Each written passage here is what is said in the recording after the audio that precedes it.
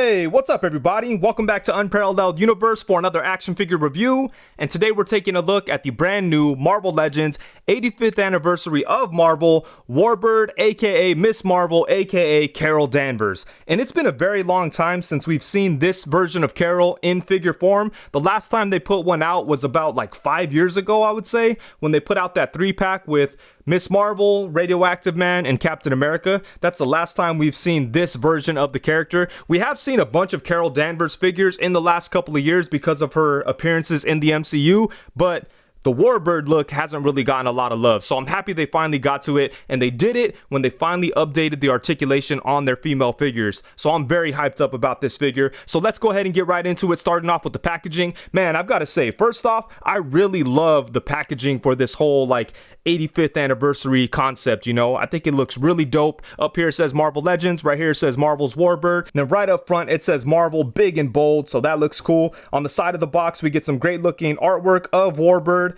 Same thing here on the back. Nothing going on here, but yeah, that's about it for the packaging. It does look really good. It's collector friendly, and yeah, man, it just has a very sleek and nice looking design that it's pretty simple, but it looks good, you know. It's got some artwork. You could see the figure there. It's collector friendly. It's not too big, so yeah, they're doing a great job with the packaging on these 85th anniversary figures. But enough about the pretty box. Let's go ahead and get Carol Danvers out and take a look. Alrighty, so here we have Warbird right out of the packaging. And yeah, I think that Hasbro did a really nice job on this figure. She turned out dope. Definitely the best Warbird figure that we've seen so far. In fact, she's easily the best Carol Danvers figure that we've seen so far. For me, this is my favorite look for the character, so I'm really happy that they finally updated this look. The last figure was okay, to be honest with you, but this is much better. Like I said, definitely the best Warbird figure that we've seen so far. Probably the best one that we'll ever see. And thankfully, like, there's nothing on there that like that kind of feels like a regret or something that has to be updated later, you know. I think they pretty much did everything right here. The articulation on this body is awesome. We knew that with Black Widow. I know it's not the exact same body because like the details are different, but the articulation setup is pretty much the same, and it was phenomenal on Black Widow, and it's just as good right here. So yeah, they killed it. There's not a whole lot of details to talk about on the figure. I mean, as far as like, you know, the paint or whatever, all we really have to worry about is the, you know, the lightning bolt on her chest area. I did see one that was like pretty messed up, like the paint was pretty ugly, but luckily mine is very crisp and clean and really nice. So they did a good job on that. And then we have the belt around the waist. It's a loose piece and it just kind of like floats around, so you can move that around if you need to. One other thing I really love that they did here is that they actually sculpted the boot details. Usually Hasbro would just paint that. In fact, on her arms, they just painted that. So it would have been cool if they sculpted it there, but I really like that they sculpted it on the boots. It just adds like a level of like quality to the figure in general. So that was nice to see. But yeah, man, no major complaints with this figure right out of the box. I think that Hasbro killed it. So yeah, this is nice. And she does come with 2 different head sculpts. This is the first one here. As you can see, this is really nice. We have the mask. The skin tone looks good. The lips look good, but it is missing a little bit of paint on this side. Not a big deal, and it's hardly noticeable unless I'm zoomed in on camera here. But aside from that one imperfection, everything else about the face looks really nice. And then the hair looks good too. You can see they put a lot of love into the hair. There's some great paintwork in there, washes, highlights, all that good stuff, and it's really well sculpted. So yeah, they did a great job on this head sculpt. And the second head sculpt looks really good too. As you can see, it's pretty similar to the last one, except this time around you could see a little bit of her teeth, and the hair isn't as wild. Like the hair on this one is all blowing in the wind and going crazy. This one is kind of still flowing, but not as much. But yeah, it looks good. The hair is well painted with highlights and stuff, and the face itself looks really nice. This face doesn't have any imperfections, thankfully, so that's good. But the skin tone is good, the mask is good, the eyes are well painted, the lips look good. So yeah, they did a great job on both of these head sculpts. I do wish that this one didn't have that little imperfection, but again, not a huge deal. And like I said, this one is really nice. So yeah, I'm a big fan of both of these heads. In addition to the 2 head sculpts, she does come with some other accessories, including 2 sets of hands. So first off, we have a pair of fists.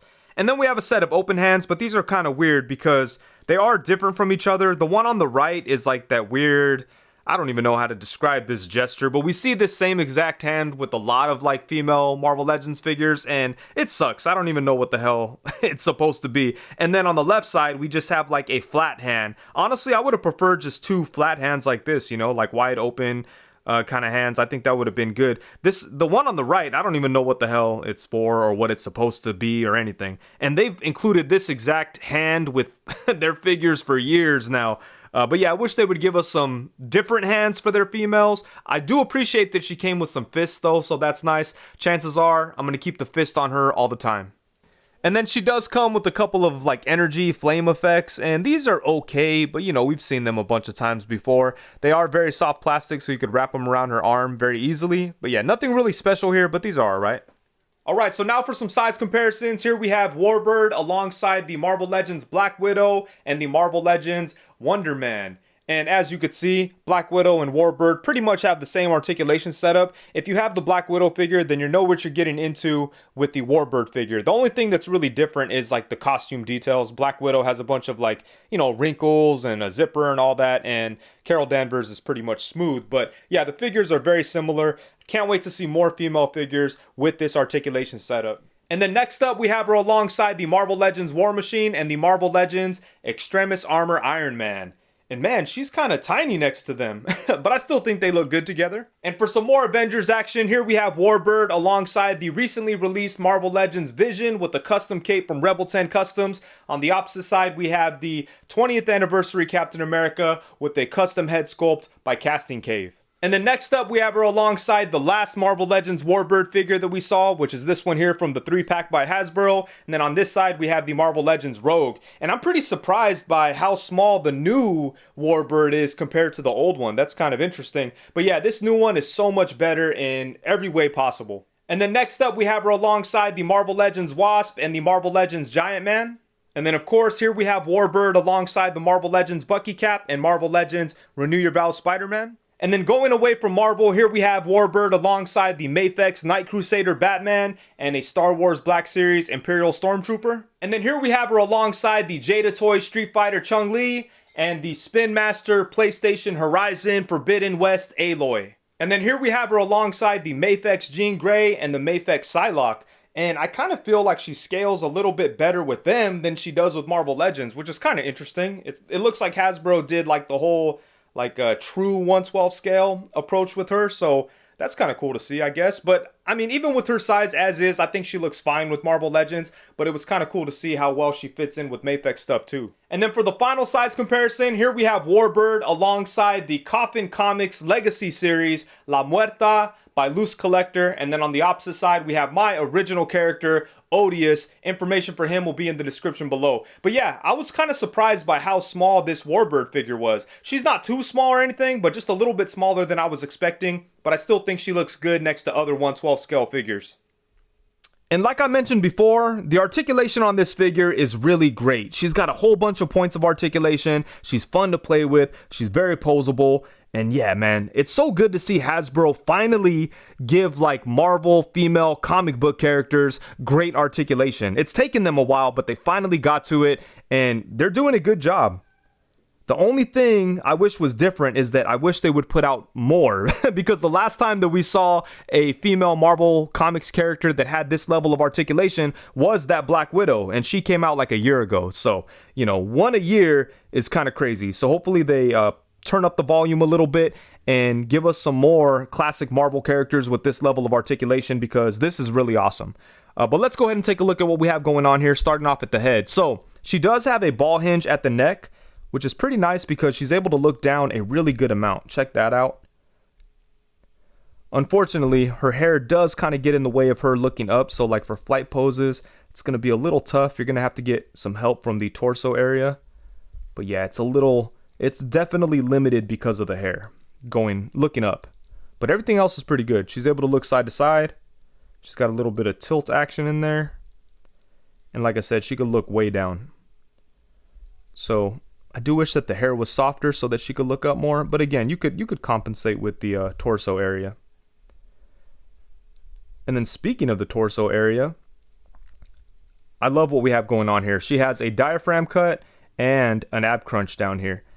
And for the diaphragm, we get some really nice movement.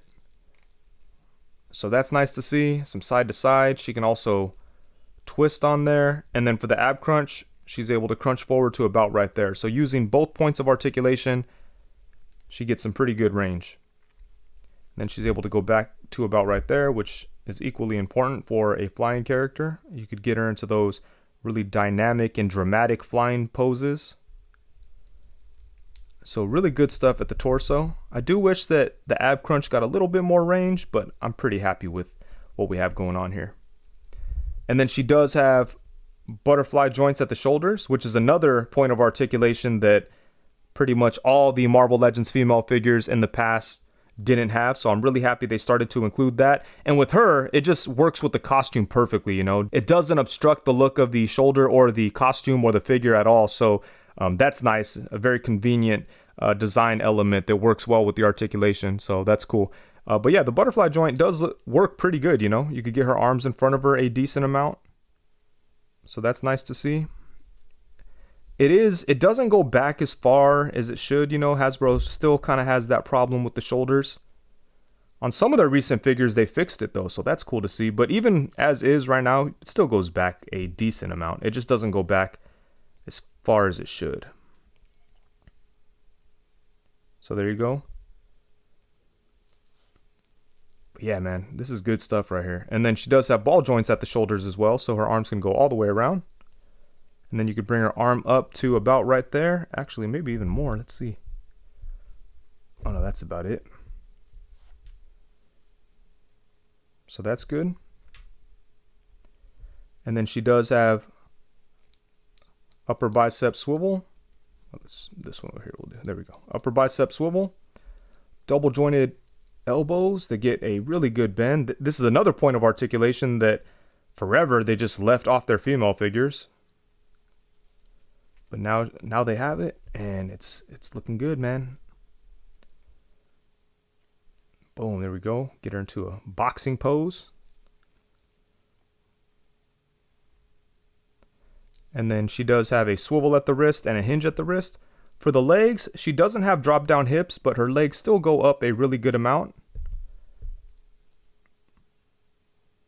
So that's good. And she could kick to the side to about right there. She has upper thigh swivel, and I like that they did it down in here so it doesn't obstruct the look too much. They didn't do it like on the upper thigh where it would be like a cut in the skin. You know, it's kind of hidden in the darkness of her boots. And then she has double jointed knees.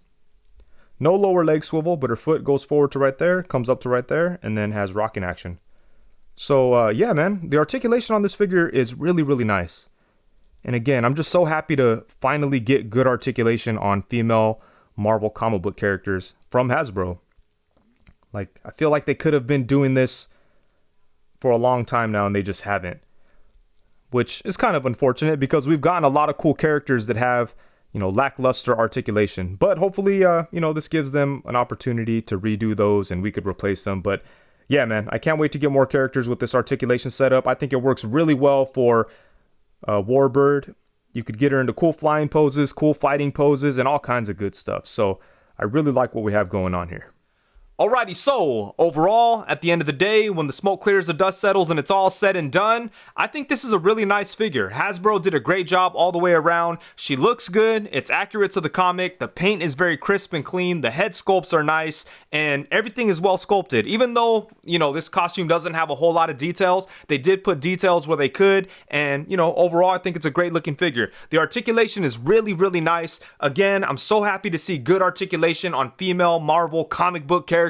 It feels like we've never had that, so it's nice to finally get it. Hopefully Hasbro could do some more of that more frequently. I can't wait to see what other female characters they put on this buck. I'm sure they have a whole bunch planned. I can't wait to see what they have in store. And then for the accessories, I like what we have going on here, specifically the two different head sculpts. The extra hands and the energy effects are okay, but we've seen, you know, those things before. They are kind of boring. It would have been nice to get some new energy effects or maybe some like broken rubble or something, or like a bent beam or something cool like that so that we could show how strong she is. But, you know, we typically don't see that kind of stuff with Hasbro. Sometimes we do, like with Hulk. It would have been nice to get that type of thing with Warbird here, but I do appreciate that she came with 2 different head sculpts and they both look good. But yeah, overall this is a really great figure, and I'm happy to have a definitive version of this character. If they never make another one, I'll be completely fine having this one as my forever Warbird in my collection. The one unfortunate thing about this figure is that it's so good and they made it a Target exclusive, and that could be hit or miss, you know. When she went up for pre-order, it was gone in like 8 minutes or something. So, you know, good luck to everybody out there trying to find it in store. Hopefully it's not too much of a hassle. But aside from that, I have 0 problems with this figure. Hasbro did a really great job with it, and I'm happy to have a good Warbird, aka Ms. Marvel, aka Carol Danvers in my collection. And with that, I think that's it. Thank you so much for watching. Please be sure to like, comment, subscribe, and all that good stuff. Also, be sure to hit the bell notification so you know every time that I go live. Thank you very much. Peace.